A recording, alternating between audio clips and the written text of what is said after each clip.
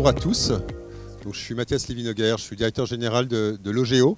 Très heureux de vous accueillir ici chez Access, donc un de nos nouveaux lieux de service au cœur du quartier Danton. Je vais malheureusement, vous savez qu'on a une longue journée qui va se terminer ce soir par une manifestation un peu plus publique aussi avec Francis Allais, à laquelle je ne pourrais pas être présent malheureusement. Les agendas, le temps court.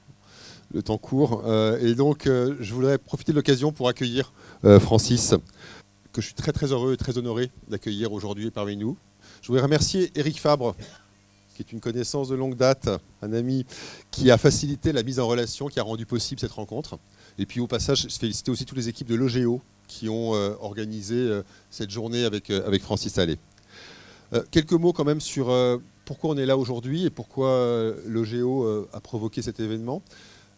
Logeo, vous nous connaissez, je pense, pour beaucoup d'entre vous. Nous, on est un opérateur de l'habitat social. Donc, nos métiers de base, c'est construire, gérer, et puis c'est toute une action sociale en direction de nos locataires. On est aussi une entreprise assez récente parce qu'on s'est créé dans cette configuration il y a un peu plus de 3 ans maintenant.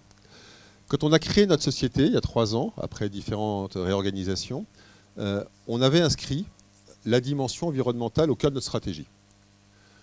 La vérité était qu'on avait une conviction très forte, un engagement très sincère, mais qu'on était relativement analphabète sur le sujet.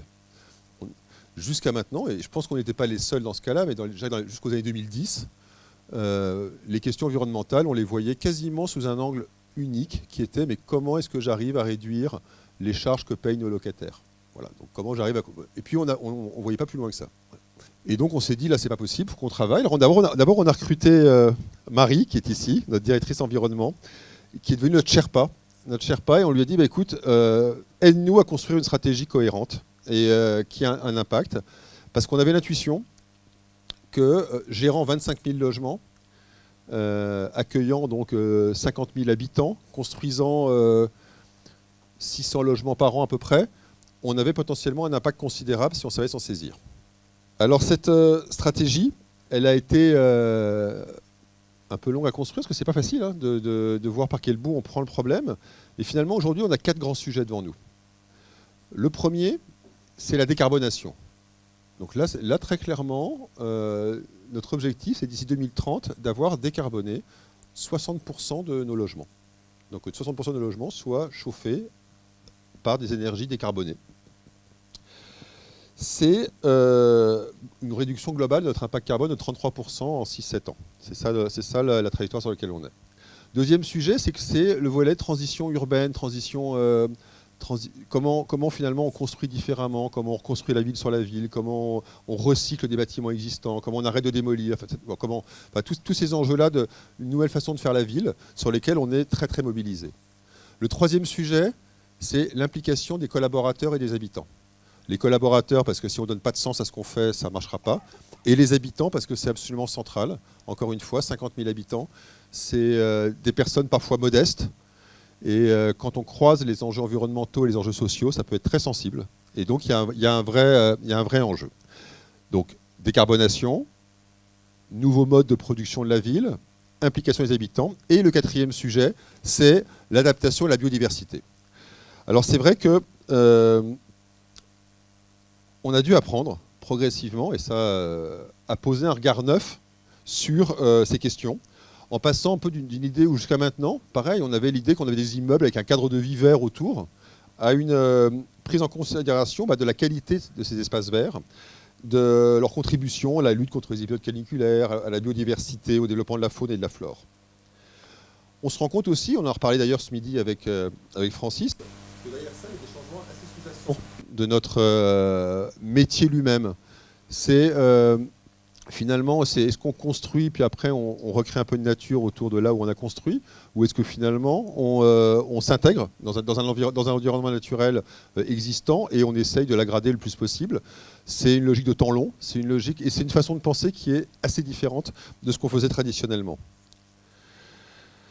Et donc, on a commencé à travailler là-dessus, et ça passe très concrètement, quand on est une grosse foncière comme nous, par un plan stratégique vert. C'est-à-dire déjà recenser tous les espaces que nous avons, dont nous sommes propriétaires, en évaluer la qualité intrinsèque, la qualité environnementale, le potentiel. Ça veut dire aussi travailler sur comment on gère ces espaces-là, comment on trouve des modes de gestion plus efficaces, et puis anticiper, penser la nature en ville, adapter au changement climatique, au bien-être des habitants et aux besoins écologiques. C'est des sujets qui sont complexes. On les prend avec volontarisme, on les prend avec beaucoup d'engagement, mais on sait aussi que ce qu'on mesure en tout cas quand on s'y confronte, c'est combien il est important de poser un regard scientifique sur ces questions. Et combien la connaissance évolue sur ces sujets. C'est très facile de se saisir d'idées simples qui sont consensuelles, qui font de l'image et qui se révèlent à l'arrivée l'ennemi des vraies solutions. Et donc on a besoin d'accéder à cette connaissance, à cette compréhension. Et notre rencontre aujourd'hui, Francis, c'est une aide déterminante dans ce chemin que nous empruntons pour poser notre réflexion, nos anticipations. Et donc je ne sais pas quel mot trouver pour vous remercier très chaleureusement d'avoir accepté de venir parmi nous et d'échanger avec nous et avec tout le public qui est ici cet après-midi et ce soir. Donc merci encore Francis.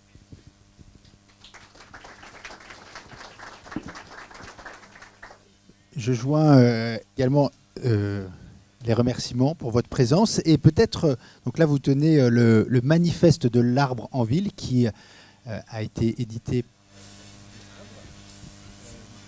Ce matin, vous étiez au Jardin suspendu, que pour la deuxième fois, que vous avez revu.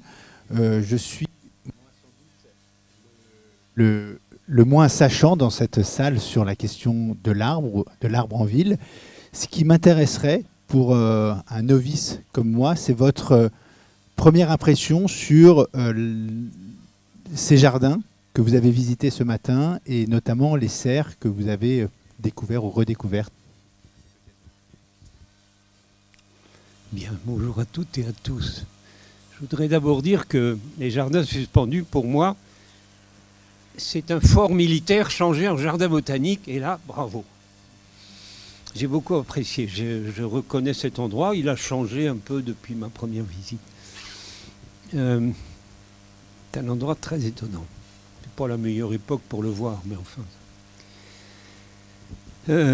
Une remarque sur les serres. On m'a dit que c'était très coûteux à chauffer, je l'imagine. À mon avis, elles sont beaucoup trop chauffées.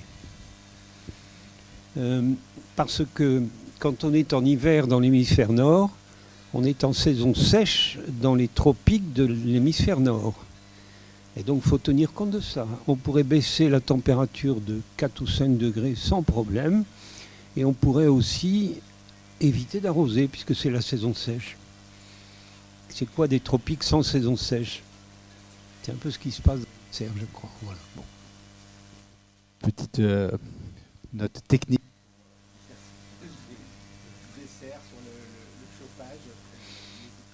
On en a discuté ce midi, c'était diminuer les coûts. Est-ce que la présence d'un ensemble comme ça, de jardins comme ça, dans une ville comme Le Havre, qui a la réputation d'être une ville très minérale, dans quelle mesure ça fait sens, ça apporte quelque chose sur la question de la nature en ville? Mes parents me menaient au jardin zoologique. C'est normal, tout le monde faisait ça. C'est des animaux qui ne peuvent pas se sauver.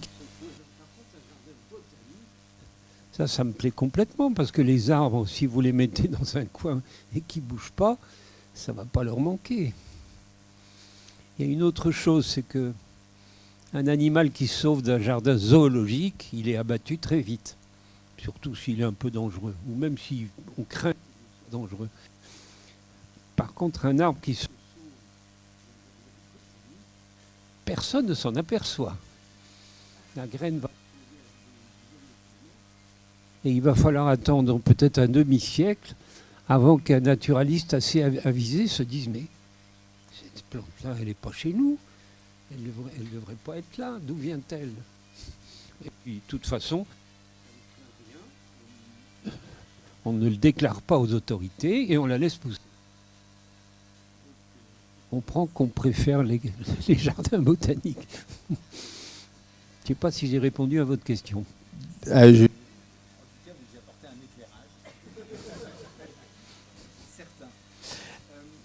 Moi, j'aimerais bien, ce soir, on a une rencontre avec plutôt grand public, avec, qui va permettre de donner un éclairage, je dirais, plus large sur la question de la nature en ville. Aujourd'hui, on est entre nous avec des spécialistes de la ville, des techniciens, des paysagistes.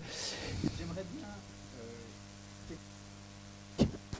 peut prendre la parole pour dire qu'est-ce que c'est que ce manifeste de l'arbre en ville au Havre, qu'est-ce que ça dit de spécifique et pourquoi ça a été écrit. Qui se lance? Non, je voulais simplement dire que ça me fait rire parce qu'il y a maintenant une centaine de villes qui ont un petit catalogue comme ça. Après tout, les problèmes sont les mêmes un peu partout, mais chacun le traite de façon différente. Je trouve ça drôle. Et dans le bon sens ou dans le mauvais sens? Dans des sens variés, chacun pense faire pour le mieux, ça sans aucun doute. Mais il me semble que ça fait double emploi. Il y en a un à Lyon qui est très bon. Mais il y en a partout, à vrai dire. Quelle est la spécificité du manifeste havrais pour l'arbre en ville? Là, ici. Non?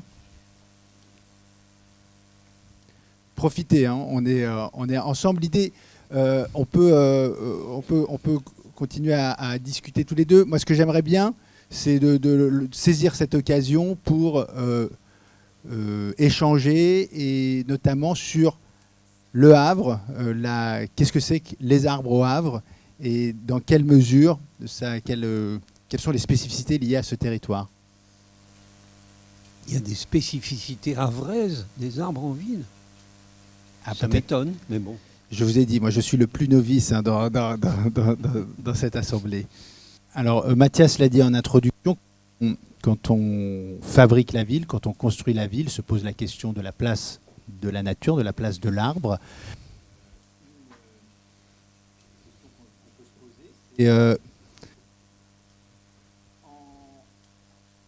lançant un programme immobilier, on se pose la question de quels éléments on va mettre autour, quels végétaux, quels arbres.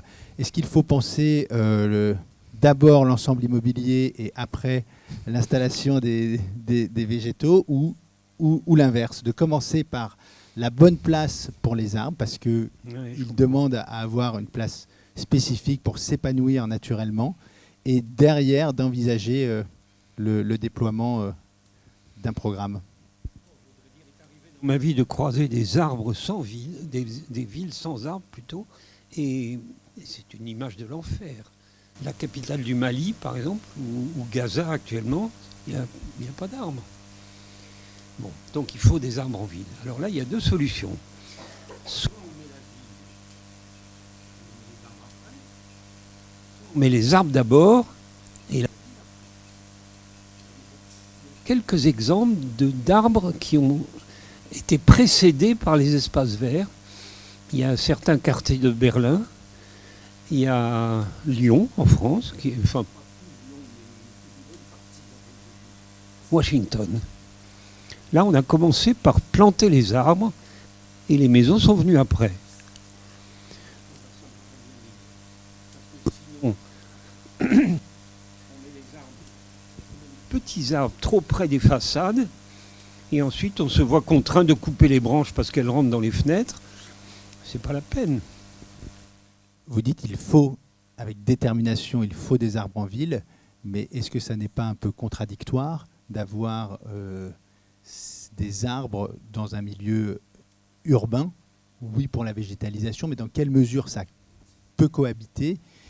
Et la question sous-jacente, c'est est-ce que les arbres sont heureux en ville?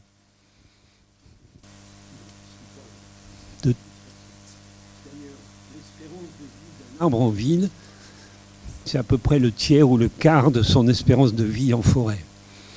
Il faut savoir aussi, on est sûr, que les arbres communiquent entre eux, surtout au sein de la même espèce.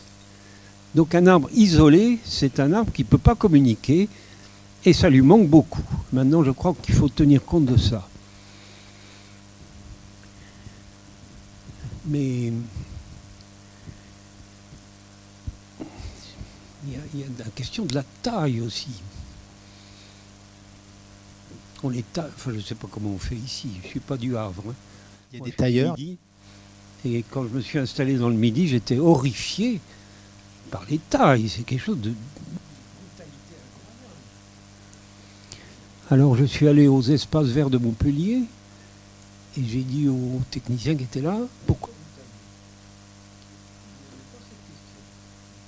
Alors ils ont fait un conciliabule et au bout de quelques minutes, il y en a un qui veut me donner le point de vue général. Nous les taillons parce que nous les avons toujours taillés. Il n'y a pas eu, il n'y a pas eu d'autres raisons. Mais c'est vrai que quand on fait une chose toute sa vie, arrêter de la faire, c'est se déjuger d'une manière. Donc je comprends que ça puisse être douloureux. Et c'est vraiment beaucoup moins douloureux que pour l'arbre lui-même. Donc vous suggérez de ne pas tailler du tout les arbres? Il faut de toute façon tailler le bois mort. On est d'accord, mais ça c'est pas très compliqué. Il faut savoir que si vous taillez un arbre en bonne santé, vous remplacez les branches par des réitérations. C'est extrêmement solide, ça tient très bien sur le tronc, tandis que les réitérations, ça tient très mal. Donc en taillant un arbre, d'une manière importante, vous le rendez dangereux. On le taille souvent parce qu'on craint que devenant tellement haut, ça ne soit un problème de sécurité. Mais en fait, c'est le tailler qui le rend dangereux. Bon, c'est des idées qu'il faut peut-être digérer. Un arbre, c'est pas un individu. Hein. Nous, on est des individus.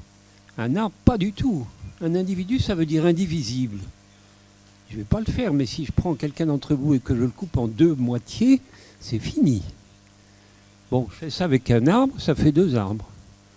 Si vous me donnez du temps et un bon sécateur, je vous en fais des millions à partir de cet arbre. Donc il est divisible. Donc il n'est pas un individu.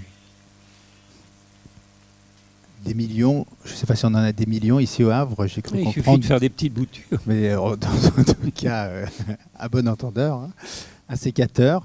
Et au Havre, il y en a, si je ne dis pas de bêtises, 27 000 arbres. Est-ce que c'est beaucoup? Non, là je dirais des bêtises, je ne sais pas. Je ne connais pas l'étendue de la ville. Ça ne me paraît pas énorme. Mais enfin non, je ne veux pas m'avancer, je n'ai pas les chiffres en tête. C'est quoi le bon rapport est-ce que c'est un rapport arbre-habitant, arbre-surface? Quel est la même chose. C'est la même chose. Je ne vais peut-être pas parler trop vite là aussi, mais il me semble que Lyon est un bon exemple. Et je dirais peut-être aussi Bordeaux dans une moindre mesure, mais Lyon surtout. Il y a eu là, je pense qu'il y est toujours d'ailleurs, un chef des espaces verts qui a très bien saisi le bon rapport entre la ville et les arbres. Bon, ils ne sont pas au bord de la mer. Et quels sont les bons arbres quelles sont les bonnes espèces qui sont compatibles avec un milieu urbain classique, tempéré comme dans nos pays?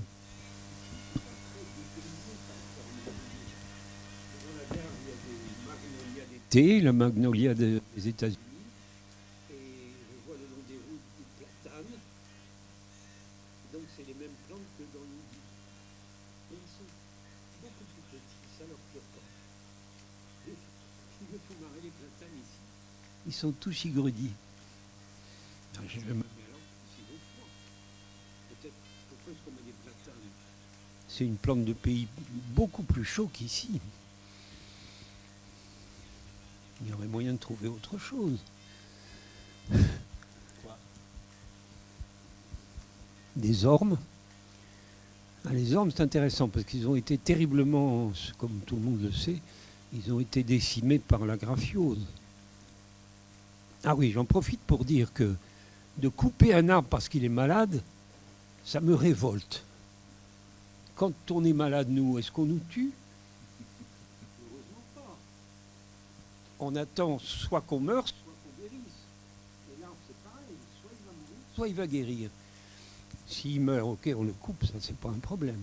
Mais s'il guérit, c'est exactement de lui qu'on a besoin, c'est-à-dire une forme résistante aux parasites et aux pathogènes qui l'ont attaqué. C'est extrêmement précieux, un arbre malade qui guérit. Fort heureusement, dans les ormes, il y en a pas mal qui ont survécu et qui sont maintenant des très gros ormes insensibles à la graphiose. Peut-être que ça pourrait marcher ici, et ça a beaucoup moins besoin de chaleur.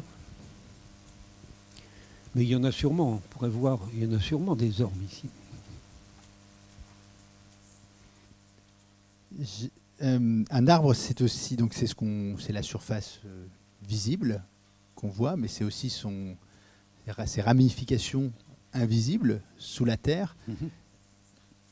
Même question, on se projette bien dans un environnement rural, plus naturel, d'un système racinaire. Comment ça se passe, le déploiement des racines dans un milieu bétonné? Très souvent, un arbre planté, il meurt, à moins qu'on s'en occupe vraiment. On constate que dans les grosses opérations de plantation, la plantation elle-même est pour le public, il y a la télévision, etc. Mais les soins de l'arbre après, tout le monde s'en fout. Et donc, il y a jusqu'à la moitié, voire même les 2/3 ou plus des arbres qui meurent. La solution, c'est de semer. Attendez, imaginez cette expérience un peu dérangeante. Et à côté, vous semez une graine du même arbre. C'est difficile parce qu'on ne voit rien. Sur le plan politique, je ne suis pas sûr que ça ait un grand avenir. Parce qu'on va dire au gars, qu'est-ce que tu as fait? Bon, mais revenez 3 ans après. Il est hélas probable que le plante sera mort ou en tout cas en train de mourir. Tandis que l'arbre semé sera beaucoup plus grand. On gagne du temps. On gagne du temps en s'inscrivant dans le temps long, ce qui n'est pas forcément facile à intégrer. Ben non, c'est pas facile à intégrer. Cette question du temps, elle est importante effectivement, puisque on le voit, on le comprend, le développement, la vie d'un arbre, elle dépasse notre temps qui est soit dicté par le politique, soit même par le besoin, l'envie d'immédiateté, d'effets immédiats. Et c'est peut-être une des contradictions, une des difficultés à dépasser pour pouvoir avoir plus d'arbres dans nos villes. Vous l'avez évoqué tout à l'heure, ça pose des questions. En tout cas, on peut faire face à des difficultés de cohabitation entre un habitat et un système végétal avec des arbres.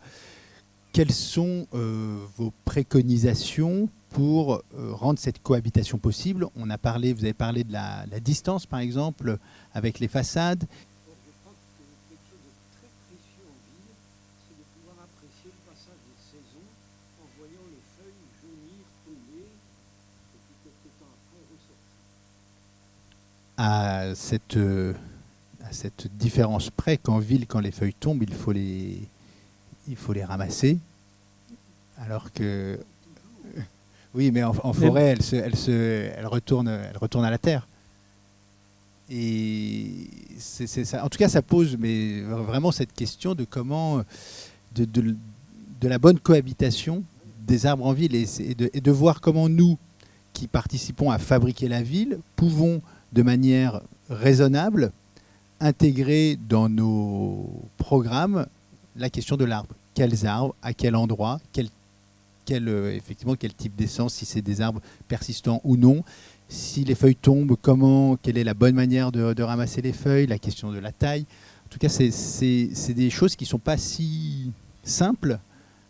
Il faut que l'arbre pleinement développé soit suffisamment loin de la façade. C'est d'ailleurs comme ça que l'habitant de la maison va pouvoir en profiter sur le plan paysager et sur le plan du passage des saisons. Bon, maintenant, je suis sur le trottoir, je suis désolé, mais un arbre, ça peut être fait. J'en veux un peu au platane, dans ce cas.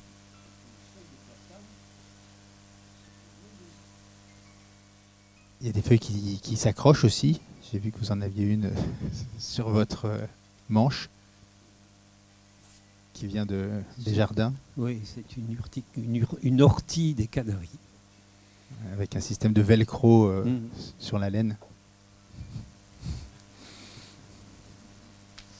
Bon, je ne voulais pas vous fâcher avec cette histoire, mais comme l'a dit Mathias en introduction, c'est on ne sait pas, nous. Du coup, on peut avoir des idées reçues sur la bonne manière de faire. Et le regard scientifique que vous apportez, que vous posez, votre expérience, votre connaissance de la grande variété, diversité des arbres est indispensable pour nous pour trouver les bonnes manières de rendre ça possible et de rendre ça possible sur le temps long. C'est effectivement parce que nous aussi quelque part, quand on lance un programme immobilier, quand on réhabilite quelque chose, on s'inscrit sur le temps long. C'est-à-dire que ça, on en a pour 20 ans, 25 ans, 30 ans, voire plus. Et non, mais déjà, c'est déjà pas mal. Et on pressent que intégrer l'arbre dans ce type d'opération ferait sens, puisqu'on est sur un temps qui peut s'accompagner. Mais on a besoin de vous. En tout cas, on a besoin d'avoir effectivement des clés pour rendre ça possible. Il me semble que les jardins suisse romans des très bons exemples d'arbres qui ne sont pas ceux qu'on plante d'habitude dans les villes et qui marchent très très bien. Vous, à titre personnel, alors vous avez beaucoup voyagé dans différentes contrées. Vous êtes l'arbre qu'on voit ici n'est pas du tout un arbre de chez nous. C'est le Gabon, le Moabi. Dans les villes françaises, pour vous, c'est votre arbre préféré, si j'ose dire, l'arbre qui vous touche le plus en ville? C'est une mauvaise question. Donc, ça me rappelle l'époque des bateaux à voile. Une dans chaque port.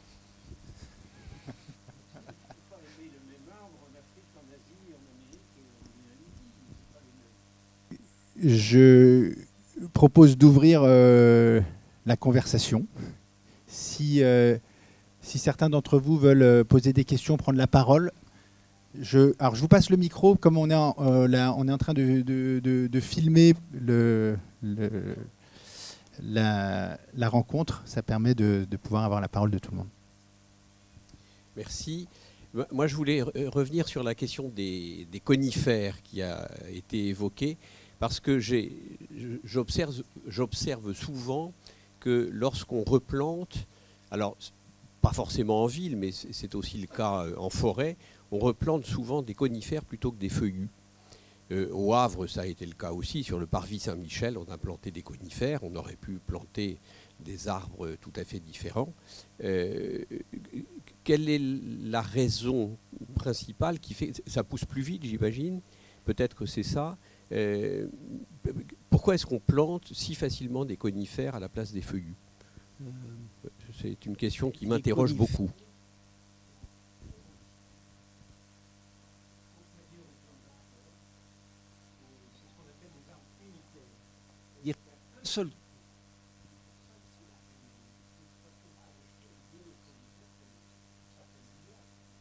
Un seul tronc.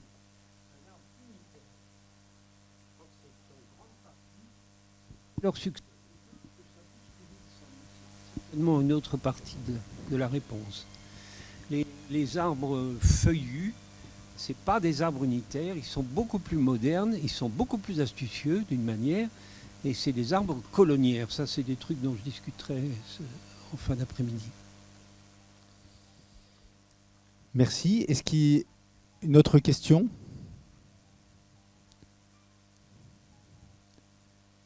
C'est à prendre ou à laisser. N'hésitez pas à vous présenter aussi quand vous prenez la parole. Oui, vous avez vous avez écrit un manifeste sur la forêt primaire et puis vous avez engagé un projet hyper ambitieux et passionnant. de quelle manière ça peut nourrir des réflexions sur la végétalisation en ville. Et aujourd'hui, on est parfois interrogé sur la densité des plantations. Il y a des effets de mode sur les tiny forests, par exemple, qui m'interrogent beaucoup sur l'idée d'avoir des peuplements très denses sur des surfaces assez petites, avec un fantasme d'autogestion. Je voulais avoir votre avis là-dessus. On ne parle que d'arbres. Les lianes. Moi, j'habite dans le Midi. Les gens ont un peu peur du soleil, donc les rues sont très étroites. Pas question d'y mettre des arbres, c'est pas possible. Alors, on met des lianes au pied des murs, ça a une emprise au sol.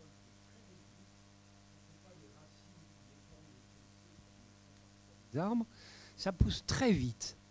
Et pour une raison qui nous échappe complètement, les lianes, ça a souvent des très belles fleurs. Ça a généralement des très belles fleurs. Alors vous pouvez le faire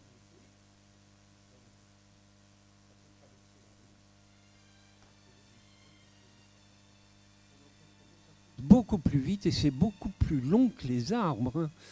Les plus grands arbres, c'est 120 mètres, mais les lianes, ça atteint 1 kilomètre. Donc je prêche un peu pour les lianes, vous ne serez pas... Peut-être c'est intéressant de faire que vous portez avec Eric qui est ici, Eric Fabre. Dire un mot sur ce grand projet qui est en cours. Et pour ceux qui ne connaissent pas, qu'est-ce que c'est cette ambition de remettre forêt primaire sur le programme de la journée, alors c'est peut-être... Alors c'est l'occasion de faire peut-être une petite parenthèse. La forêt primaire, je ne sais pas si ça vous dit quelque chose, il n'y en a plus en Europe. Donc c'est difficile de faire référence à tel ou tel site. Une forêt primaire, c'est une forêt où il n'y a plus aucune trace d'influence humaine, d'aucune sorte. Voilà. Alors c'est magnifique. C'est des arbres beaucoup plus gros, beaucoup plus grands que ce qu'on voit d'habitude. La canopée, au moins en été, elle est très, très fermée, donc c'est très sombre en bas. Donc vous pouvez lire. Donc c'est des très très belles forêts. Et la biodiversité, elle augmente régulièrement, siècle par siècle. Et le maximum, c'est dans la forêt primaire. Voilà ce qu'on essaye avec Eric de faire revenir en Europe de l'Ouest. Je dis de l'Ouest parce qu'en Europe de l'Est, il y en a encore une. Il y en avait encore une en Pologne, Białowieża, une forêt magnifique. Mais en ce moment, c'est la guerre là-bas. Et de toute façon, le gouvernement polonais, pas l'actuel, mais celui qui a été éliminé récemment, n'avait aucun intérêt pour cette forêt. Et donc, l'exploitation avait commencé. J'ai vu qu'il y avait aussi, mais peut-être que vous allez me le confirmer ou non, des projets de forêt primaire à moindre échelle en ville.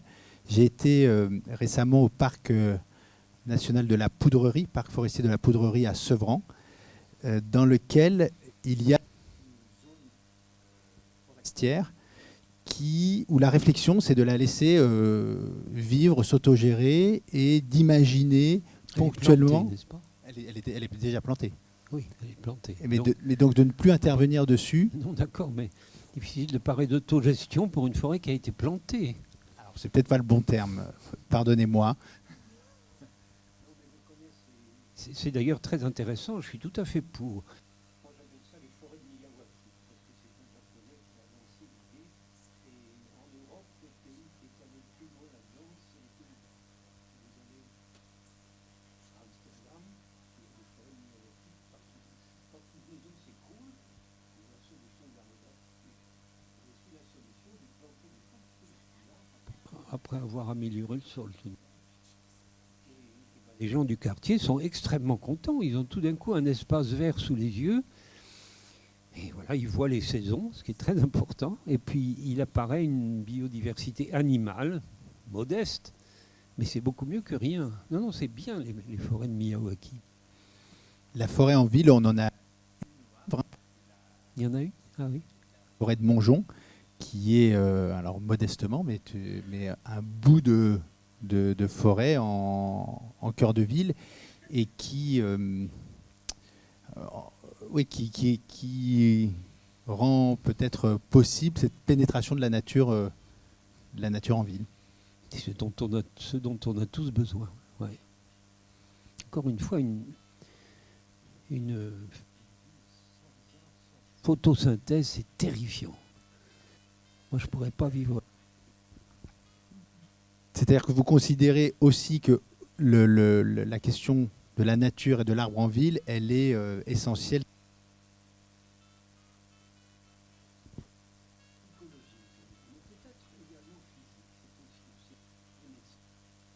La plantation des grands arbres, ça nous fait du bien. Une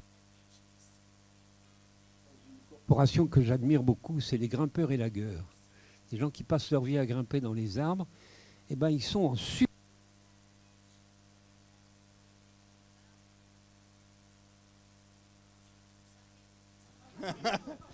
Et c'est vrai que vous avez l'air plutôt en forme.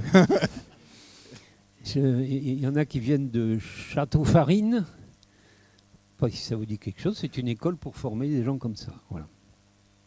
Donc je crois que la proximité des arbres, ça nous fait du bien. Surtout quand on est à la cime, au-dessus. Est-ce qu'il y a une autre question ? C'est surtout je réagis à 2 ou 3 points que vous avez exprimés. Le premier concernant les... Alors je me présente, Cyriaque Le Tuillier. Je suis naturaliste. Professionnellement, je suis guide nature. Je travaille sur les falaises d'Étretat. Mais je me suis engagé dans des mandats électifs. Je suis maire de ma commune et je suis vice-président de la communauté urbaine en charge de la biodiversité, de la nature et des espaces naturels. Donc, premier point, vous avez évoqué le sujet des arbres morts.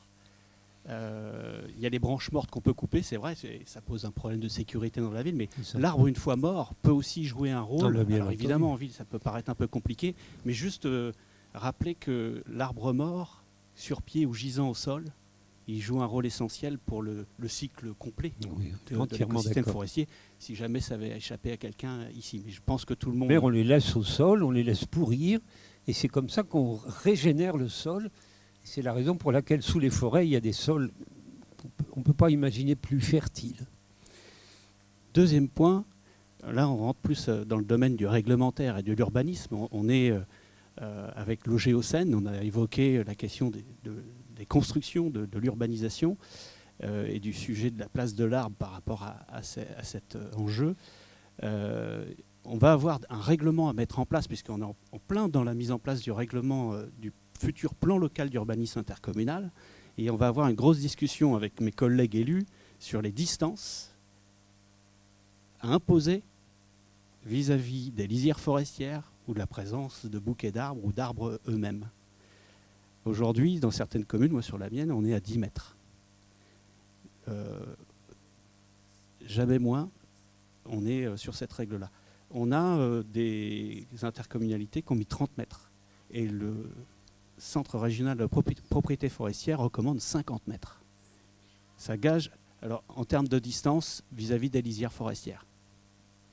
Donc ça augure de sacrés débats sur certaines communes.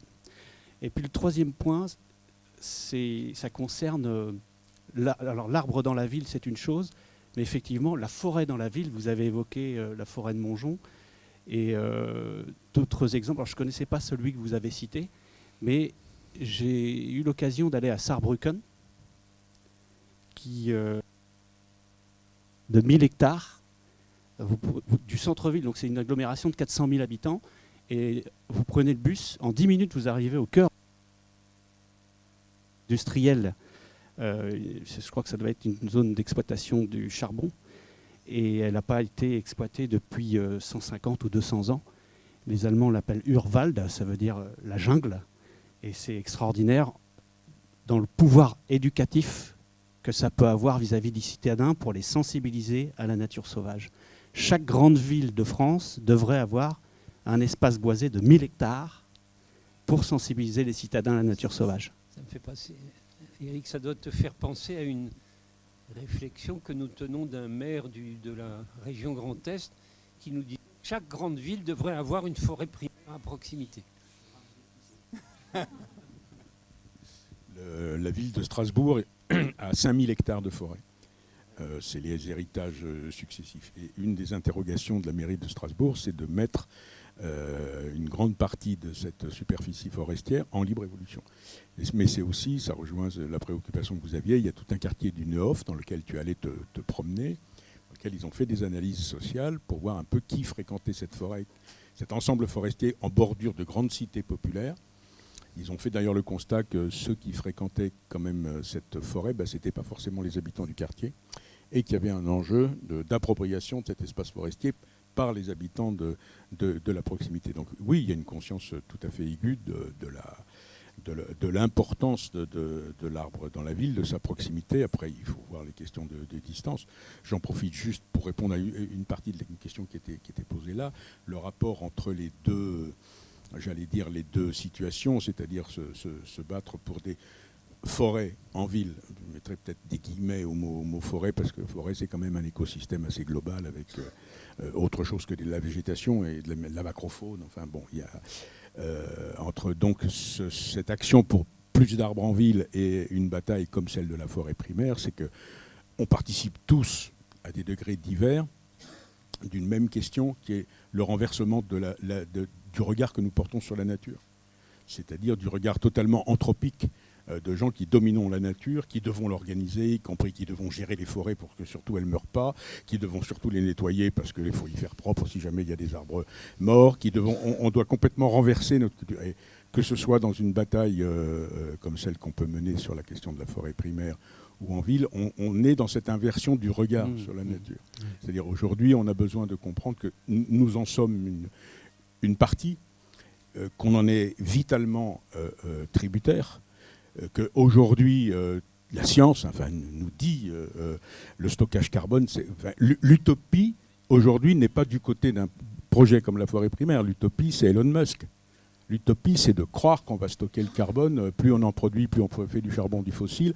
On met des tuyaux, on le renfouit. C'est ça l'utopie. L'utopie, c'est le petit pas aujourd'hui. C'est ça l'utopie face à l'urgence climatique dans laquelle on est. Parce qu'on discute toujours de ces questions dans le formol, mais en oubliant quand même qu'il y a une urgence considérable à prendre des décisions aujourd'hui. Donc on participe, les deux participent à des échelles différentes, sur des lieux différents, la ville et les espaces naturels, de la même bataille, c'est-à-dire c'est la nature qui va nous sauver. Enfin, nous en sommes une partie, mais c'est de ça dont il est, je crois, véritablement question dans le cadre de deux démarches qui sont des démarches aussi des démarches citoyennes. Ce bien-être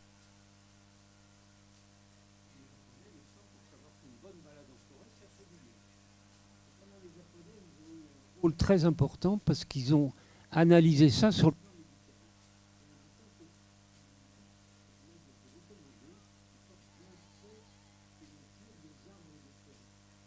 Eh bien, ça régularise le rythme cardiaque et ça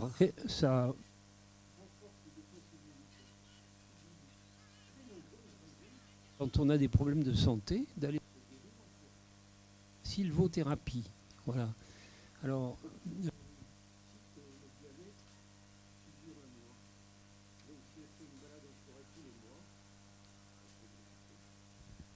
surtout quand on a une forêt dans la ville, comme nous au Havre. Merci. Est-ce que une autre question ici? Bonjour, je m'appelle Nicolas. Je suis enchanté d'être là parce que cette action elle permet d'avoir une nouvelle grille de lecture comparativement à celle qu'on pouvait avoir précédemment, et elle permet bien de comprendre la corrélation qu'il peut y avoir entre les volontés de décarbonisation, notre mode de vie actuel où les choses sont vraiment accélérées, où les gens n'ont plus le temps de faire un stop et apprécier ce qui se passe autour d'eux, et aussi comment les impliquer. Alors c'est vrai que comprendre ce qu'est un arbre et le potentiel qu'il revêt, les apports hyper accessibles qui sont là tous les jours et on passe à côté sans faire attention, et je pense que c'est important que les différents acteurs puissent avoir une nouvelle compréhension sur les apports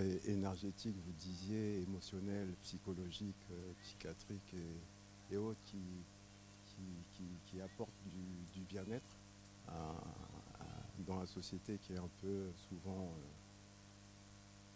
perturbée, on veut dire. Et c'est vrai que dans cette démarche avec mon ami, mon collègue de travail, on reprend des actions, des balades à vélo pour permettre aux gens de comprendre ce qu'est un arbre, de vraiment dire justement, comme le monsieur disait, qu'on est tout petit et qu'on doit rester humble par rapport à la nature. Et c'est vrai qu'aujourd'hui, ça permet vraiment de comprendre le potentiel dont est doté un arbre et qu'on peut utiliser ces sources en termes d'énergie, de savoir-être, de savoir-vivre. Et je veux dire, ça peut que concourir, je veux dire, au bien-être et au savoir-vivre ensemble. Je pense que c'est des valeurs beaucoup plus sûres. Merci, super. Vous avez dit l'essentiel. Les arbres favorisent le vivre ensemble, plus largement, le fait d'avoir des... C'est que c'est essentiel dans le lien social, dans la cohésion. L'unanimité.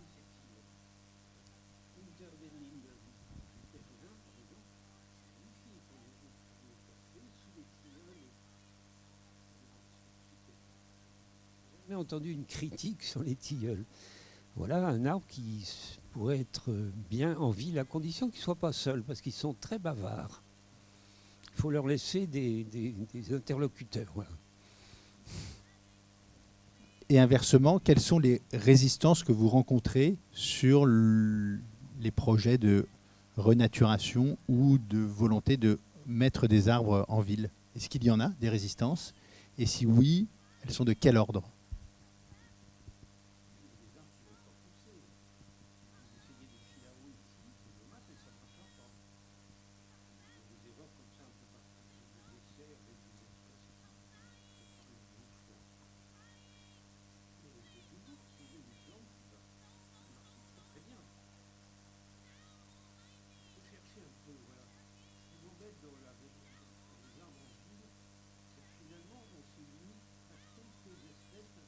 Bien et qu'on les connaît. C'est dommage parce que la biodiversité des arbres de régions tempérées, c'est-à-dire les espèces qui pourraient pousser ici, c'est énorme. On n'y fait pas appel. Et pour quelle raison? Parce que c'est pas l'usage, on les connaît pas. Ils sont pas dans les jardins botaniques qu'on peut fréquenter, les horticulteurs et les pépiniéristes ne les ont pas. Voilà, il y a un manque de...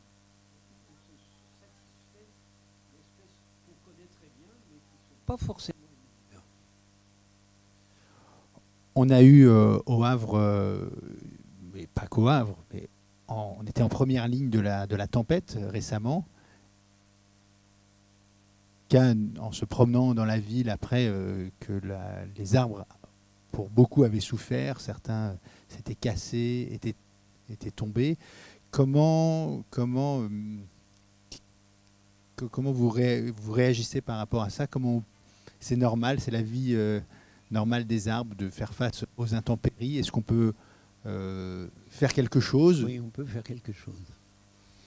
Je vais vous raconter une... Moi, en Extrême-Orient, en Indonésie. Au lieu de semer une graine, vous en semez 4 de la même espèce. La surface d'un Kleenex, par exemple. Vous les semez en même temps, donc elles poussent en même temps, elles ont la même hauteur. Il faut attendre 1 an ou 2. 1 an ou 2, ils seront comme ça à peu près. Ils seront encore souples. Donc vous pouvez les réunir, les lier très fortement. Et si vous faites ça au moment de la bonne croissance, mai-juin, ils se soudent. On peut couper le lien, ils sont soudés. Bon, il y a 4 têtes, c'est 3 de trop. Vous en choisissez une, Vous retirez les 3 autres, et là vous avez ce truc incroyable qui est un arbre avec 4 systèmes de racines. Je vous garantis qu'il va pousser très très vite. Et question stabilité, il sera bien entendu beaucoup plus stable que un arbre avec un seul système racine. J'ai un ami qui l'a fait sur des frênes, et il me dit que ça marche avec des frênes. Je trouve que si vous avez l'occasion de faire ça, n'hésitez pas, il ne coûte rien. C'est très bien d'essayer sur des espèces d'ici. Une autre question? Oui, donc, je m'appelle Bertrand. Donc moi, je travaille chez Logéo. J'avais remarqué il y a quelques années sur les essences qui existaient au Havre. Et je m'avais remarqué, il devait y avoir sûrement une mode, énormément de peupliers. Alors, je me voyais qu'il y avait partout des peupliers. Et là, on les a tous abattus parce que, je sais pas, maintenant on ne retrouve presque plus. J'ai l'impression que soit c'est pas résistant au vent, ça casse ou ça... Il devait y avoir une fragilité, mais j'ai remarqué qu'il y avait énormément de peupliers sur le Havre. Non, je dis peut-être une bêtise, mais j'ai remarqué ça, j'ai trouvé que c'était une mode, et maintenant, bon, c'est plus à la mode, donc il y en a plus, quoi.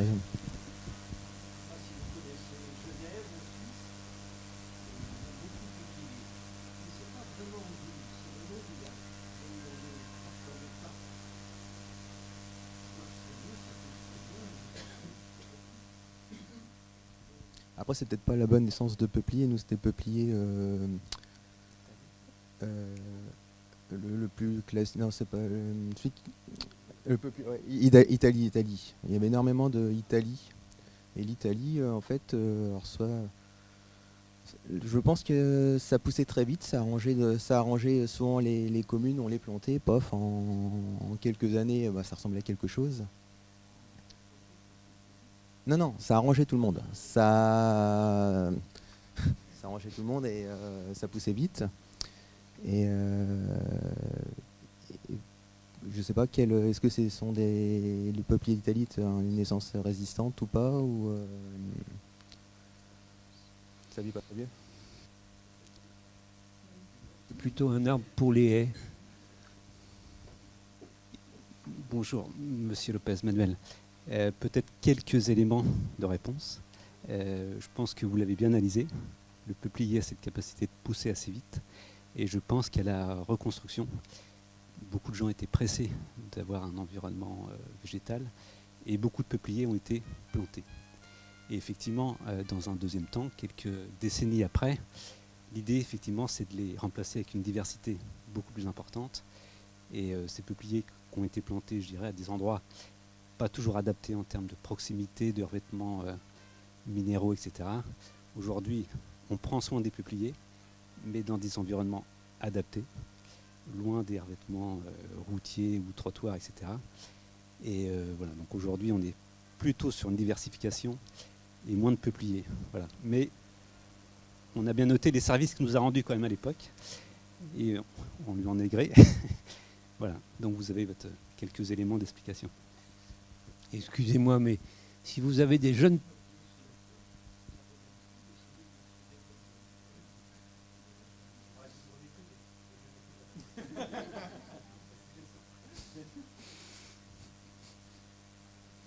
Je me permettais de rebondir sur le conseil que vous avez donné sur le choix d'une essence qui aurait sa place dans la ville du Havre. Ouais. Vous avez choisi l'orme. C'est une suggestion, il faut essayer. L'orme d'Europe. Alors, on a quelques exemples, je suis sûr qu'il y en a sur le Havre. Moi, j'en connais un qui a plus de 100 ans, qui est à Montivilliers, au cœur d'un ancien parc que la ville a acheté, et elle en a fait une zone éducative. D'ailleurs, les enseignants ils ont été obligés de mettre en place un calendrier pour partager l'espace, parce que tout le monde veut faire l'école du dehors dessus, c'est dire le manque d'espace accessible, l'espace naturel public accessible pour permettre de développer ce genre d'activité d'éducation à la nature. Mais il y en a aussi dans la Vallose d'Antifère. Donc c'est un site qui est un peu plus au nord du territoire, et il y en a une vingtaine d'individus qui dépassent également l'âge séculaire et qui sont indemnes de graphiose. Ils ont échappé à cette maladie alors qu'on avait des alignements boisés autour de nos fermes. Chez nous, on appelle ça des clos masures. Et ces clos masures étaient ceinturés d'ormes centenaires. Ils ont tous crevé. Ah oui, ils sont tous morts. Et puis on a accéléré un petit peu le mouvement. Comme vous avez dit, quand on voit un arbre tomber malade, on décide de le couper. Gentil de ne pas m'élever. Et donc je me tourne vers l'OGEO. Vous êtes plusieurs représentants de l'OGEO.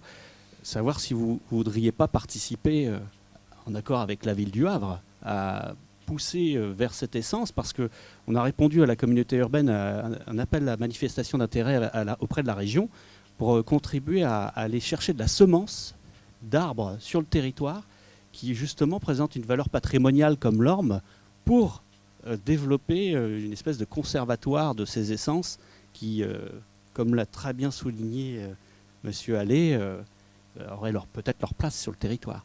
Et peut-être que l'OGEO pourrait s'associer à cette démarche. Et on est sûr qu'ils sont résistants maintenant, ceux qui sont vivants maintenant. Oui, c'est énorme ça. Alors nous, comme on vous l'a dit, on est complètement analphabète pour l'instant sur le sujet. Enfin, on a un petit réseau quand même, mais donc on s'appuie sur les sachants, ceux qui savent, et on est prêt à se lier à beaucoup de projets d'intérêt territorial. Donc allez-y. Tout le monde a mon 06 là-dedans, donc allez-y.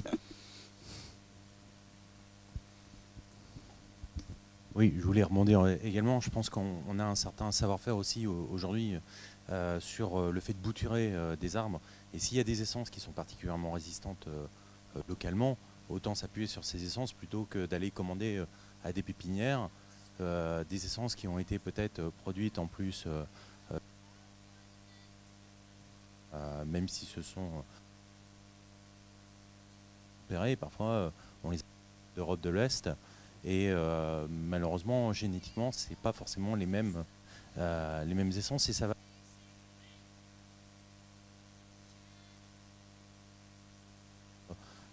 Ce choix d'essence, les choisir sur des origines certaines, voire exogènes, sur des climats pas similaires aux nôtres ou esthétiques, et et très variées localement, qui ont coévolué avec des espèces locales, notamment les pollinisateurs. Et c'est vrai qu'on a des cerisiers à fleurs, mais je pense qu'il faut qu'il y ait faune et la flore qui vont faire aussi s'épanouir la flore, parce que c'est cette coévolution qui a fait que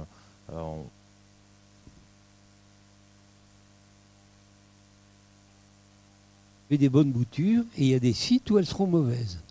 Ça fera des arbres qui ne tiennent pas debout, qui n'auront pas de pivot, par exemple. Donc il faut savoir où prendre la bouture.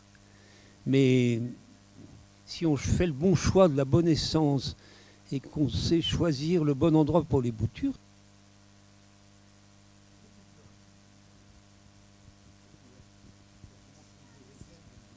dans une graine. Il y a aussi des plantes qui ne bouturent pas, ça c'est autre chose. Une double question par rapport à la... Tout à l'heure on parlait des ormes âgés et de leur enlever pour renouveler la biodiversité. Est-ce qu'il vaut mieux avoir une grosse diversité ou avoir des arbres bien installés? Et ma deuxième question, c'était par rapport justement au revêtement des sols. S'il faut avoir un choix, une réflexion sur le revêtement pour favoriser l'installation des arbres. Et il me semble, je ne suis pas très compétent, mais il me semble qu'on a maintenant des revêtements qui sont poreux, qui laissent passer l'eau de la pluie, n'est-ce pas? Ça ne résout pas le problème, ça? Parce que, moi, il n'y a pas encore si longtemps, je me rappelle. La pluie, donc le pauvre arbre, il est complètement à sec, même s'il pleut. Mais je crois qu'on a fait des gros progrès, là. Si, je crois bien. Et peut-être la première question qui était sur qu'il faut privilégier, si je résume, une même essence mais bien installée, ou de favoriser une diversité d'essences et aller vers un renouvellement, c'est bien ça? Moi, je ne choisirais pas entre les deux.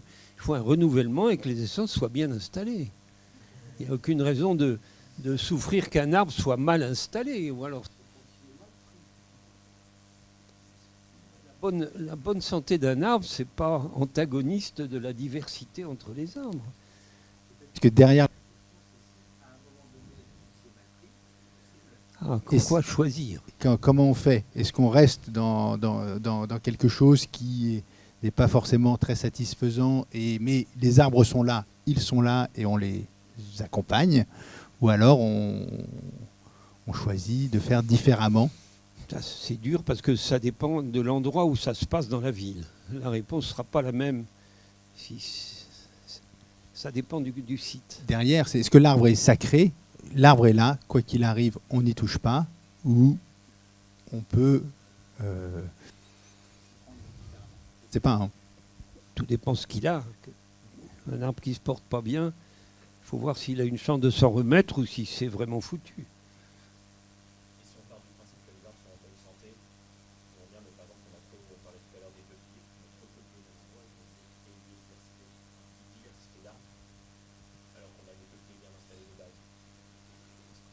Vous pouvez mettre entre les peupliers des arbres qui exploitent des niveaux du sol totalement différents de ceux qui sont exploités par les peupliers, donc ils ne se gênent pas. Ça me paraît la meilleure solution.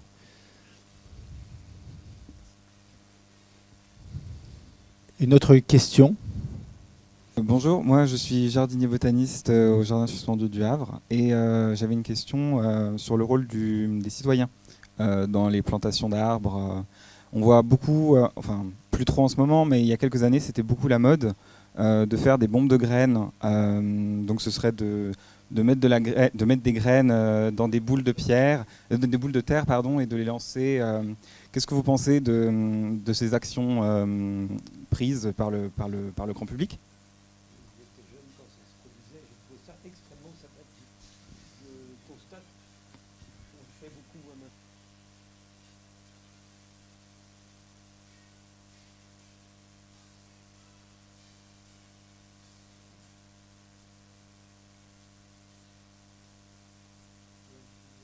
Intervenir, poser une question.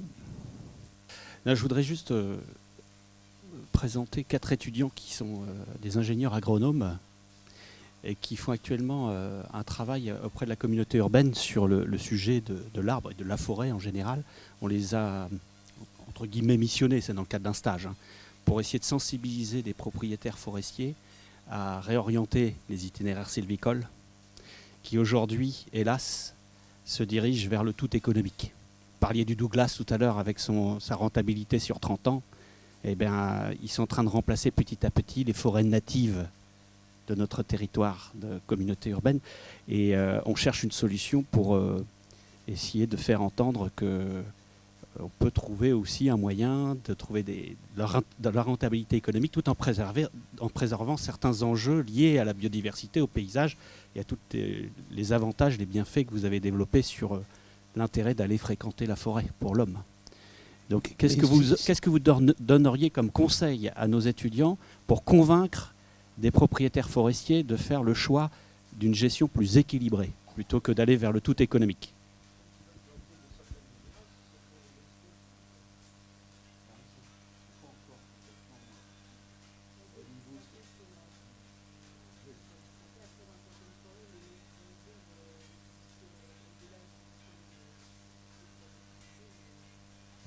Le seuil d'exploitabilité.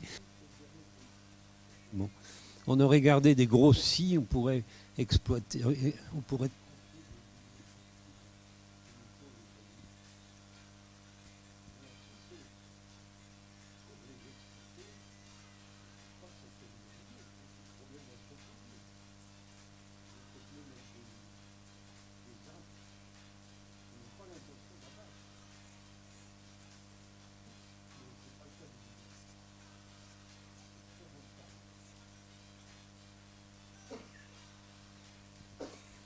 Une question ici. Ah oui, vous étiez caché, désolé. Aider les étudiants sur les exploitations du Douglas. L'été dernier, j'étais dans le Morvan, à Lorme, et c'est une région qui était très riche pour l'exploitation de bois noble, et les exploitations ont viré vers le pin Douglas, et le maire de Lorme a fait ce triste constat de l'appauvrissement floristique, faunistique, le changement même des sols. Bon, c'est pas un fait nouveau pour cette région-là. Donc ça serait intéressant pour vous peut-être d'aller jusque là-bas et d'avoir des témoignages de l'impact négatif de l'exploitation du Douglas sur une région. Mon sentiment personnel, c'est des plantations d'arbres. On a besoin de plantations d'arbres. Ok. Par contre, ce que je supporte pas, c'est qu'on appelle ça des forêts. Ce ne sont pas des forêts, c'est presque l'inverse d'une forêt. Parce que c'est à court terme, c'est planté dans une prospective économique, et donc tous ces arbres vont être abattus. Et en plus, le pire, c'est qu'on va sortir. Par conséquent, ces arbres ont sorti du.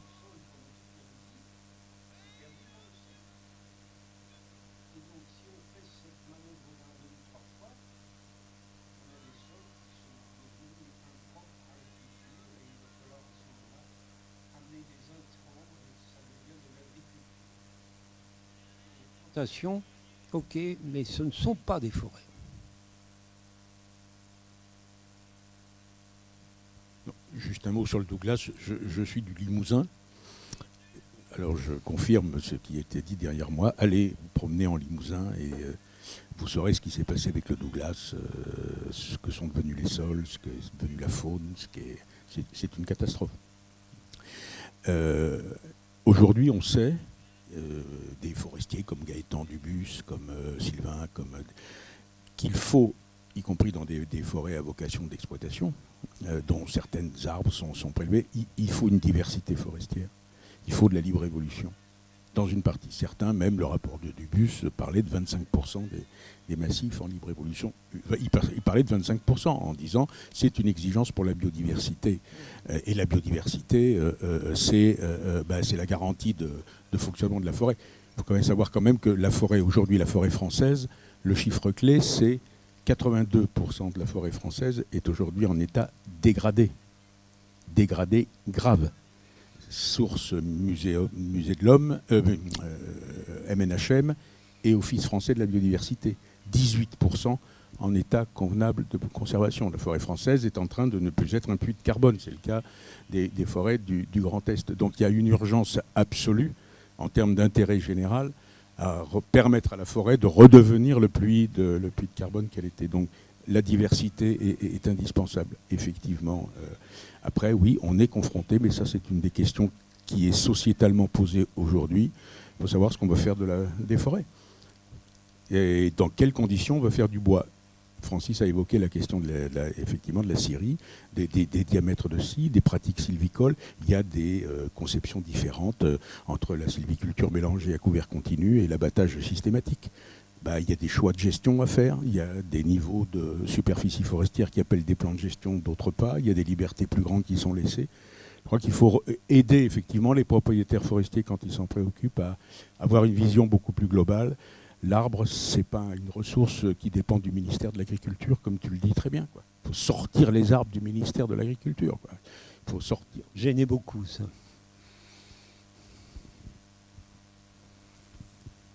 Je rebondis sur ce que vient de dire le monsieur. Nous, on a étudié un petit peu l'histoire de la SMCC. On a vu un MOOC de ProSylva. Donc, on a quelques idées de comment ça se passe, qu'est-ce qui se fait. Mais concrètement, comment on fait pour que tous les acteurs du milieu forestier se tournent vers des pratiques comme ça de la SMCC? C'est pas... Un peu l'impression qu'ils vont y être contraints, parce qu'il n'y aura pas d'autre solution. Des programmes comme ProSylva, par exemple, ça gagne véritablement à être suivi dans ces cas-là, parce que ça respecte beaucoup mieux la forêt, tout en n'interrompant pas la fourniture de bois. nos ancêtres savaient faire ça très bien. Nos ancêtres, ils savaient sortir du bois pendant des générations humaines sans détruire la forêt. Apparemment, ça ne se fait plus maintenant. Il faudrait qu'on réapprenne à faire ça. Et vu qu'on est avec un constructeur, l'Ogéocène, on peut faire le lien et donner du sens. L'attention que ce constructeur peut porter à l'origine du bois sur des bâtiments en construction qui auraient cette vertu d'être construits avec des arbres. L'attention portée au label, ou au système de gestion des boisements, doit être poussée à son paroxysme. Et c'est par cette demande exigeante que les exploitants, les propriétaires forestiers vont réorienter leur façon de faire. Si on a des clients exigeants et qui réclament que le bois qu'on va utiliser pour bâtir des logements doit venir d'une forêt bien gérée, eh bien, ceux qui sont en charge de mettre en application les labels pousseront le curseur des exigences. Effectivement, et preuve ici, puisque donc l'allée Aimé Césaire, qui part de la gare et qui se termine ici, qui a été sont en pied d'immeuble béton et au-dessus structure bois. Par contre, je serais bien incapable de dire leur origine, l'essence utilisée et si derrière il y a des labels quelconques qui étaient... En tout cas, la question, effectivement, se pose à des échelles comme ça, sur toute une rue. Effectivement, il y a, ça représente quelque chose. Pardon, juste un mot pour vous répondre. Ne laissez pas les propriétaires se laisser avoir par les coopératives de gestion forestière, les alliances forest-bois, etc., qui leur disent on va s'occuper de vos trucs, on va planter, etc. Osez, vous, leur dire, mais adressez-vous à ProSilva et dites à Évrard de Turckheim de venir faire un topo, dites au président de venir, aller au contact, rencontrer. C'est le secret absolu en ce moment. Il y a tout un tas, il y a un affrontement en ce moment extrêmement clair, de plus en plus clair entre tous ceux qui portent une volonté de transition, quel que soit, je veux dire, l'arc-en-ciel quelquefois même politique, hein, des gens qui portent cette idée de la conscience du besoin de biodiversité, etc., et des gestionnaires de forêt type ProSilva, qui accompagnent ces démarches et qui seraient même prêts à aller encore vers du plus. Du côté allemand, il y a encore du plus en termes de gestion de ce genre. Et puis, il y a l'industrie du bois, il y a Alliance Forêt-Bois, il y a des gens qui sont... voilà, c'est du mètre cube, c'est du prix. Ça traverse complètement l'ONF, ça. L'ONF, en ce moment, est coupé en deux, hein, entre l'exigence de production et ceux qui disent mais on se suicide. Enfin, c'est de ça dont allez-y, allez rencontrer directement, taper à la porte en disant coucou, venez. C'est la solution en ce moment. Je voulais juste dire qu'effectivement, c'est sur le bois qu'on utilise dans les constructions, il y a des choses qui évoluent beaucoup et très vite, parce que moi, ça fait 2 ans que je suis chez Logéo. Effectivement, on a construit ça, et au mois de février, on va signer avec nombre de maîtres d'ouvrage normands, ce qu'on appelle le pacte bois biosourcé, où les maîtres d'ouvrage vont s'engager à faire un certain niveau de production avec des matériaux bois et biosourcés, mais pas n'importe quel bois, pas un bois et biosourcé. Comment il pourrait être autrement que biosourcé? Non, bois et matériaux biosourcés, en fait, la paille, le chanvre. Voilà. Et du coup, l'idée, c'est de s'engager sur un niveau de production avec ces matériaux bois et biosourcés, mais pas n'importe quel bois, pas un bois venu, dans le pire des cas, de Chine, mais voilà, de s'engager sur des bois certifiés, issus de forêts durablement gérées, en tout cas. Donc, ça évolue. Je ne sais pas que ce sera formidable, mais ça évolue, en tout cas. Je reprends la parole que j'ai eue tout à l'heure. J'en profite pour me présenter ce que je n'avais pas fait. Je suis Bruno Lecoquière, je suis président de la réserve naturelle de l'estuaire de la Seine, qui est une très grande réserve naturelle, qui est au pied du pont de Normandie, pour vous situer un peu les choses, qui est une des plus grandes de France métropolitaine, alors qui est très peu boisée, il y a très peu arborée. Ce sont des espaces de roselières, essentiellement, de prairies humides. Mais c'est les deux rives ou... Pardon ? C'est les deux côtés de la Seine ? Alors, surtout côté Le Havre, un petit peu de l'autre côté, et puis il y a une partie marine. Il y a une partie, il y a à peu près 60% de la réserve qui est terrestre et puis 40% à peu près en surface marine. C'est principalement du côté du Havre. La question que je voulais vous poser, c'est que dans cette réserve naturelle, mais comme aussi avec l'exemple de la forêt de Montjon tout à l'heure, on est dans des espaces qui sont très urbanisés. Alors la forêt de Montjon est en pleine ville, la réserve naturelle n'est pas en pleine ville, mais enfin c'est à côté d'une zone industrielle, sur des terrains qui appartiennent au port du Havre et de Rouen. Il y a le pont de Normandie qui est à côté. Enfin bon, on est quand même dans des espaces très très urbanisés. Ce sont à chaque fois des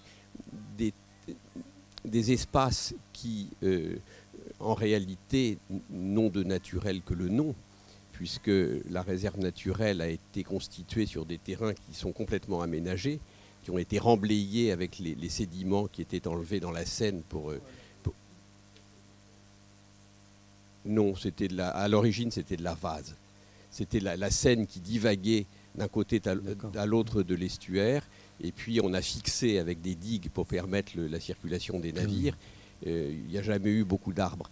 Mais ma question, c'est que des espaces comme ceux-là, à mon avis, pour garder un caractère naturel qu'ils ont malgré tout, ne peuvent pas faire autrement que d'être entretenus.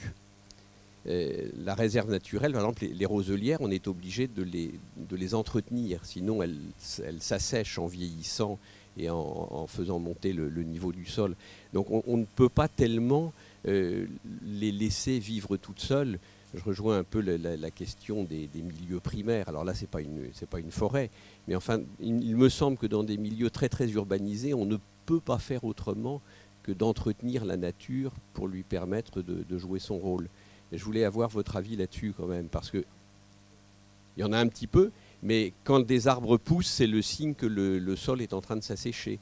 Et donc le milieu perd son caractère de zone humide. Il n'y a pas beaucoup d'aulnes, il y a... Droit comme ça. Enfin, vous avez... Alors on évite d'en avoir trop, mais en général, c'est le signe que le milieu s'assèche quand même, malgré tout. Hein. Saumâtre. Oui, clairement saumâtre. Hein. Mais on est obligé d'entretenir ce milieu si on veut qu'il garde sa spécificité. Donc c'est un peu contradictoire souvent avec l'idée d'espace naturel, mais je voulais avoir un peu votre sentiment là-dessus, parce que ce sont des exemples qui sont quand même très très fréquents en milieu urbain ou urbanisé. Alors supposez que vous vous en occupiez plus, qu'est-ce qui va se passer? Ça va se dessécher, les roselières vont disparaître. Le milieu va peu à peu s'assécher, oui. Et après? Après, c'est une réserve naturelle qui a... sa raison d'être, c'est d'être un espace humide. C'est pour ça qu'elle a été classée comme réserve naturelle. Donc si elle perdait ce caractère d'espace naturel humide, elle n'aurait plus de raison d'être préservée. De l'aulne, parce que si vous mettez des aulnes, ça va rester une zone humide. L'aulne a besoin d'eau. C'est une solution.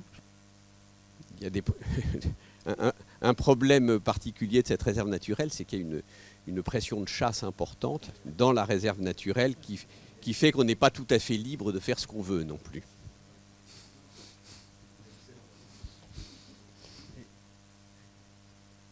On revient à la question de fond. Francis disait, et après, on pourrait dire d'ailleurs, pour reprendre une publicité célèbre, so what? So what? Et alors, la nature reviendra. Et alors, oui, mais votre problème, effectivement, c'est son classement. C'est totalement, effectivement, anthropique. C'est une question qui est complètement anthropique. C'est-à-dire que... et c'est là que commence à se poser la question de comment on renverse ça. C'est-à-dire quels problèmes ça pose que ça ne soit plus une réserve naturelle, classée, etc. Quels problèmes ça... Alors, ça pose des problèmes. Parce que ça pose des problèmes. Je veux dire, quand je dis ça, je ne dis pas on s'en fout, il ne se passe rien. C'est une question que nous, on peut avoir dans le projet de forêt primaire. C'est-à-dire que, par exemple, les chasseurs, la question de la chasse ou la question de la fouage, même, ce sont des questions qu'on se pose. Oui, si on veut, parce que c'est une exigence d'aujourd'hui, parce que le GIEC, les scientifiques nous disent nous avons 6 ou 7 ans pour prendre des décisions structurantes qui évitent à nos enfants et nos petits-enfants de se trimballer 4 degrés sur la figure. Hein, parce que c'est de ça dont il est question. Tout le reste, c'est du... Enfin, je veux dire, si on a le sens de l'intérêt général, c'est cette question-là qui pose. À partir du moment où on dit on veut éviter ça, les forêts vieillissantes, enfin les espaces naturels, la protection forte, il y a de plus en plus de place, ça veut dire que s'il y a de plus en plus de place, cette place, elle va se pendre sur des espaces anthropisés d'une manière ou d'une autre. Et bien comment on fait ?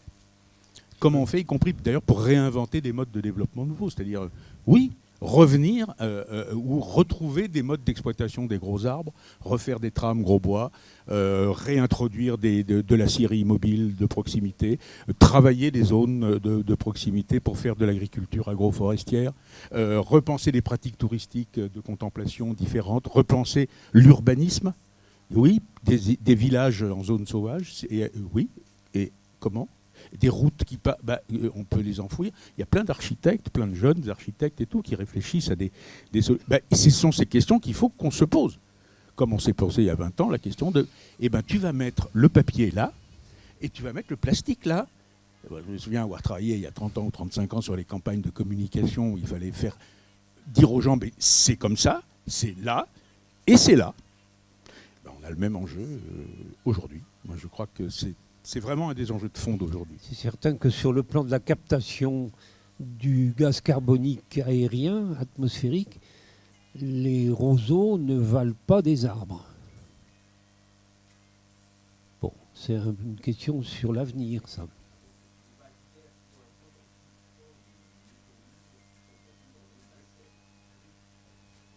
Il n'y a pas moyen d'avoir les deux ?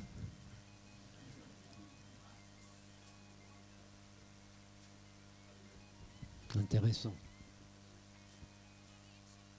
La notion de paysage a été inventée par l'homme, parce que au fil des millions d'années, les paysages ils ont évolué. L'histoire de la Seine n'a pas toujours été comme on le voit aujourd'hui, et en fait cette volonté de maintenir des paysages qu'on connaît, auxquels on est attaché, c'est totalement humain.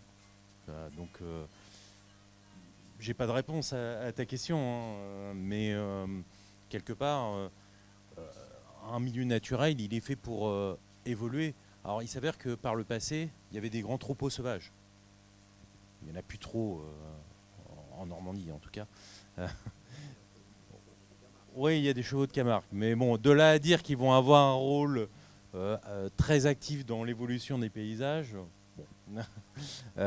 Ces grands troupeaux sauvages ouvraient des milieux parfois, des milieux forestiers. Bon, ils ont disparu, donc l'homme s'est substitué à cette action naturelle de la faune.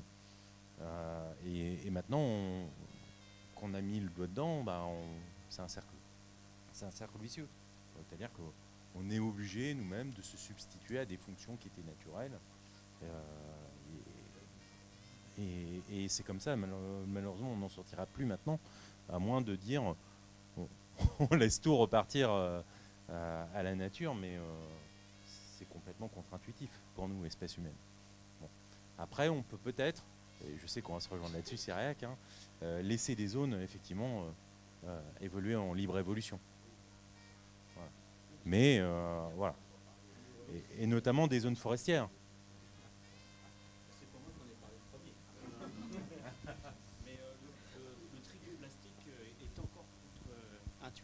Certaines personnes. Donc l'éducation, par le déploiement à l'échelle du territoire d'espaces de nature sauvage pour nous sensibiliser à son contact, contribuera à nous faire évoluer, à faire évoluer la population, les citoyens sur un frottement qui doit être de plus en plus régulier, au contact d'une forêt pleine et entière avec la jeunesse, les vieux, les morts. Et plus on va mettre en contact la population avec cette nature spontanée, libre, qui évolue librement, plus on va faire monter ce degré de besoin de nature sauvage. Et donc, je pense que dans l'échange que vous venez d'avoir, on se le disait avec... Il y avait une incompréhension au niveau de l'échelle de temps. Vous n'étiez pas sur la même échelle de temps par rapport à la présence de la forêt ou pas. Et travaillant dans certains syndicats mixtes, à l'heure actuelle, il y a un syndicat mixte qui s'appelle le syndicat mixte de gestion de la Seine normande. Il travaille sur l'élévation du niveau de la Seine. Et il y a plein de boucles qui sont exploitées par l'agriculture. Donc évidemment, les agriculteurs ont envie de conserver ces surfaces agricoles, mais à terme, eh bien, ça va être de plus en plus compliqué de protéger ces espaces contre les submersions. Est-ce que ces espaces-là ne peuvent pas être destinés à la libre évolution pour retrouver les forêts alluviales qu'on avait sans doute autrefois dans les boucles de la Seine et qui ont quasiment disparu? D'ailleurs, question, où est-ce qu'on peut encore voir des forêts alluviales dans le territoire européen? Le long du Rhin. Le long du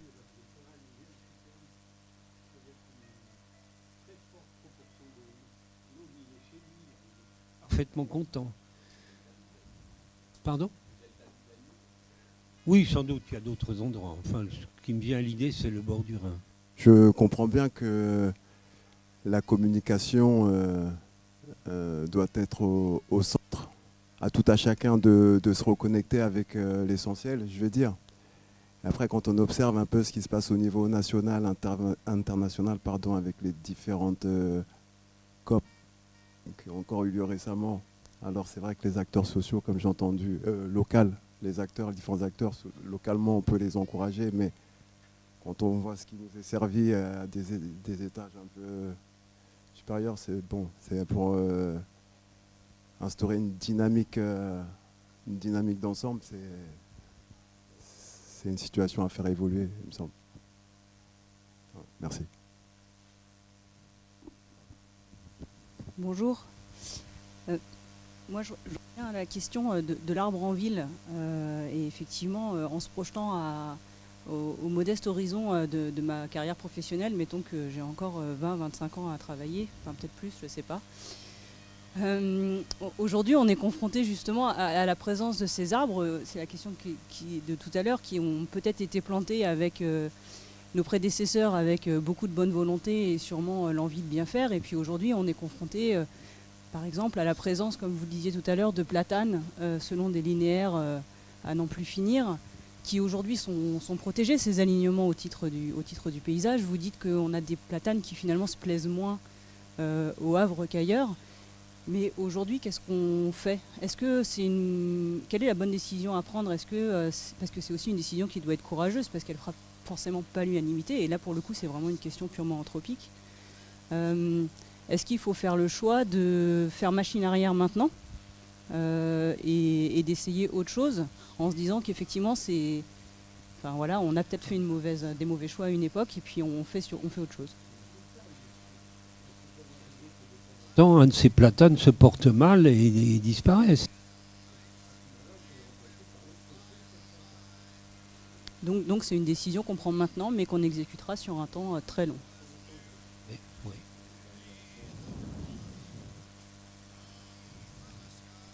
Oui. Enfin, ça me fait drôle de voir des platanes ici, parce que visiblement, ils ont froid. Et je me mets à leur place. Oui, pour revenir sur le sujet, l'arbre dans la ville, vous avez dit qu'un arbre tout seul, il est triste, il s'ennuie.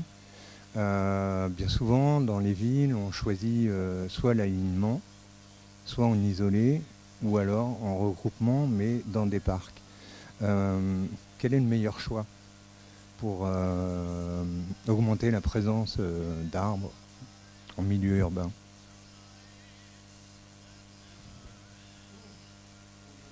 Entre deux arbres de la même espèce.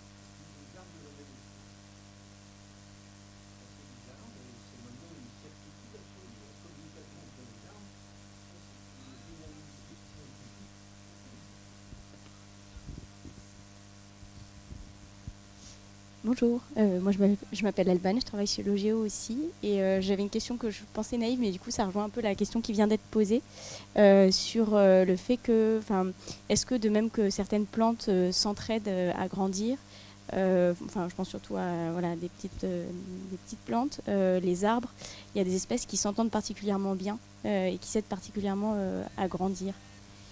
C'est un domaine très intéressant, c'est de l'agroforesterie. Les collègues qui s'occupent d'agroforesterie sont en train de démêler ça. Il y a des arbres, si vous les mettez côte à côte, il y en a un des deux qui va mourir. Ils ne se supportent pas. C'est rare. Dans la plupart des cas, 2 arbres côte à côte, ça se porte mieux qu'un arbre isolé. Alors on peut pas, il n'y a pas de règle générale. Pas tous de la même façon. Mais dans le même ordre d'idée, dans un système forestier, il y a un sous-étage. Il y a des arbustes et puis il y a une strate herbacée.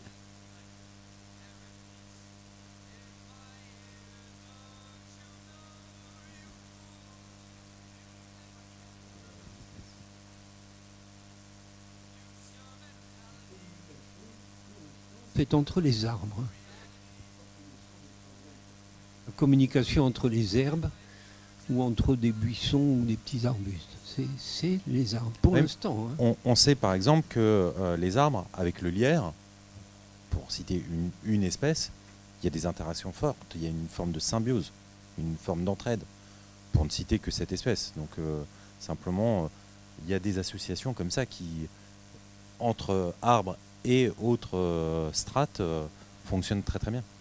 D'ailleurs, le lierre, c'est typique. Il y a eu une hérésie pendant des années d'arracher le lierre en pensant qu'il faisait mal à l'arbre.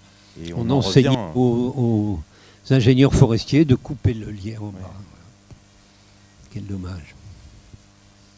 J'ai lu il y a peu que les arbres ils avaient un vrai système internet ultra développé.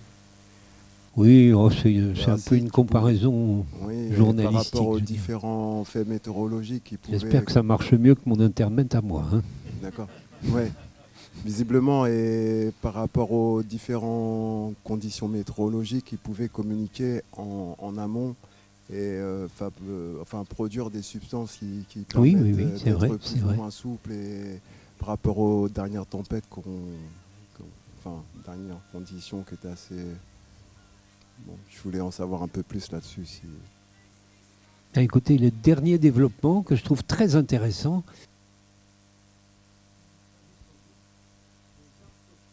et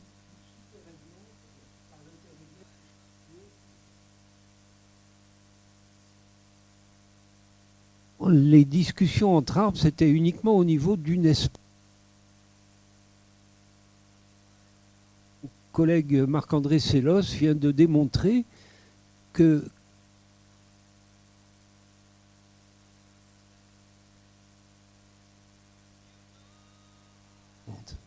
ça, je trouve ça extraordinaire.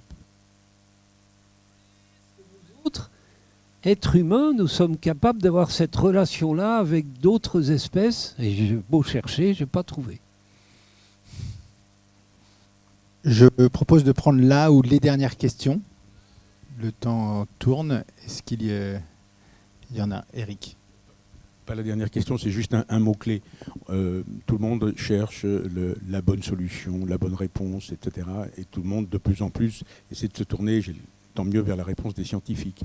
On oublie aussi que chez les scientifiques, il y a un mot-clé qui est celui d'expérimentation. Il faut expérimenter. Il faut essayer des choses. Il faut mettre les citoyens, les scientifiques, tout le monde, la société autour de la table et ne pas faire de ces questions des débats pour la forêt de forestiers, pour la tourbière de gens des tourbières, etc. Il faut intégrer la société et expérimenter sérieusement une série de solutions. Il faut qu'on soit un peu modeste aussi, quoi. Mais expérimenter fort et prendre des décisions fortes aussi. Voilà. Bonne manière de conclure. Expérimentation, petits endroits pour commencer, et si ça marche, peut-être étendre. Est-ce qu'en conclusion, vous auriez une suggestion d'expérimentation qu'on pourrait mener au Havre pour avoir plus encore d'arbres? Il était très très quelques années peut-être, quand on m'a dit qu'on abattait les arbres dans les cours d'école parce que les enseignants pensaient que c'était dangereux, les enfants allaient grimper là-dedans, ils allaient tomber, se faire mal, etc. Moi, je vois ça totalement différemment. Il faut mettre non seulement un arbre, mais plusieurs arbres dans les cours d'école. Il faut les laisser grandir. Il faut inciter les gamins à grimper dedans. Et l'école devrait avoir un moniteur qui montrerait aux gamins comment monter sans prendre de risques. C'est pas très compliqué, mais il faut avoir un guide. Voilà, ça je souhaite vraiment. Et je vois qu'il y a des pays comme la Suisse qui commencent à s'y mettre. Je ne crois pas qu'on puisse donner une meilleure formation écologique à un gamin qu'en lui permettant de grimper dans un arbre. Ça fait plaisir à tous les enfants. Pourquoi les en priver ? Merci beaucoup. Merci à tous d'être venus. Merci Francis Allais d'être parmi nous.